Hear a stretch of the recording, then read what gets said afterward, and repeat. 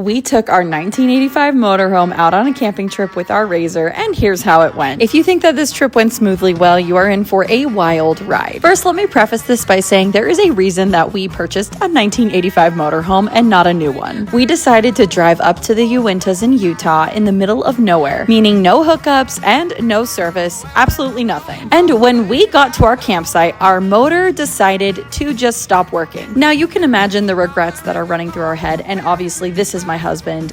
When we first arrived, not in a good headspace. But instead of panicking and realizing that we were completely dead in the water with no service or nowhere to contact anybody, we decided we were gonna make the best of it and still have a wonderful morning and just enjoy the trip as much as we can and figure out the motor problem later. And by later, I mean after a good Razor ride out in the middle of nowhere enjoying nature. I'm gonna be honest, it was really cool that our motorhome could pull our Razor up on a gravel road with grades and lots of hills. But as you would expect on any camping trip, there is always something that goes wrong. So after we were able to get out into the Uintas, enjoy the scenery, put our toddlers on a log while they're having a tantrum, James decided to dive into the manual that was left with the RV and get his hands dirty on top of this giant motor. I have to say, I am really impressed with this man and the fact that he was able to understand what is going on with this motor because it is huge and looks really complicated. But regardless, I had to remain calm, and so while he worked on the motor, the kids and I were outside having fun and playing,